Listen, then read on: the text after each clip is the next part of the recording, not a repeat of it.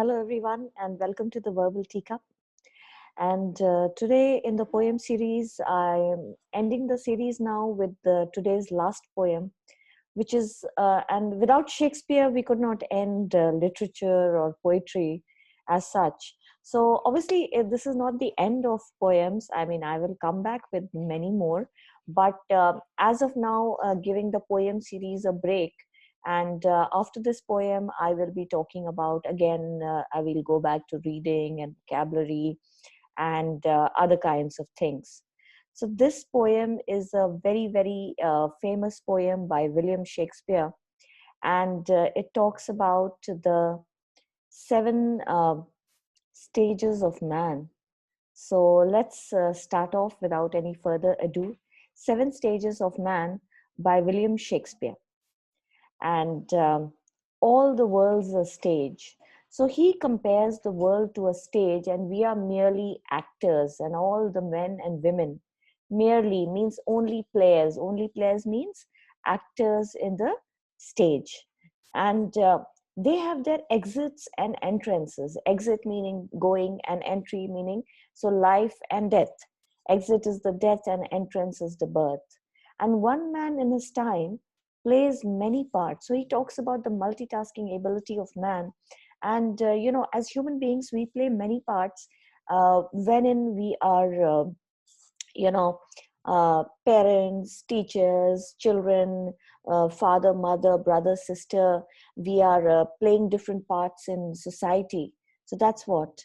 And one man in his time plays many parts, his acts being seven stages. And he divides these acts, the ages, the parts of man, into seven stages, his personal life into seven stages. At first, the infant. So he starts with the infant who is just the newly born, mewling and puking in the nurse's arms. Mewling means crying, and puking means, taking out milk and everything from his mouth in the nurse's arms. And so this is the first stage when you're totally dependent on your caretaker, on your caregiver. And then the whining schoolboy with his satchel. Satchel is the school bag. The whining schoolboy, no, I don't want to go to school kind of stage. And shining morning face, creeping like snail, unwillingly to school. And his face is shining like the morning because it's young. So like the morning is young, so his face is also young. And he is creeping like a snail. So, when you go to school, you don't really in the morning, you don't feel like going, and you're just creeping, so going very, very slowly, unwillingly to school. And then he becomes a teenager, and then the lover, sighing like furnace like, fire. So the passion inside, the heat inside of youth. And then the lover, sighing like furnace, with a woeful ballad. Ballad is like a song, a poem turned into a song is a ballad. So made to his mistress's eyebrow. So obviously he's singing praises. Mistress here meaning his lovers, his girlfriends. So whosoever is the love of his life, he's singing praises of her. And then a soldier. And then he becomes a little serious. So a soldier, some actually at that point of time, in some kingdoms and some places, the army was a necessary thing. You had to enlist for fighting. So then as a soldier, full of strange oaths and bearded like the pard. So, and when you become a soldier, when you start fighting, and here it's also the fight of life.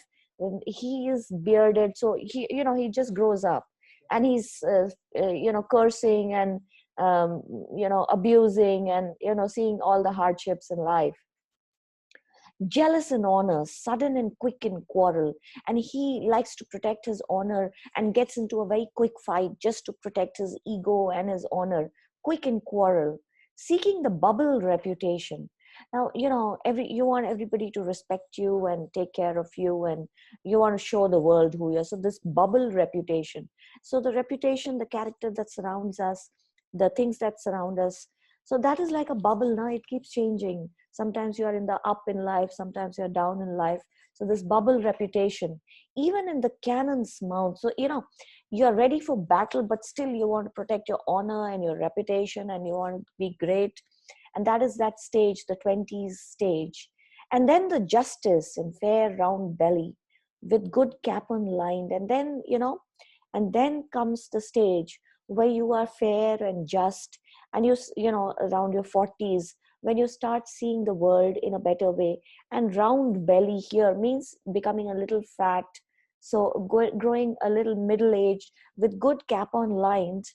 So here it's talking about the clothing which has got now leather, and you are in a better phase of life.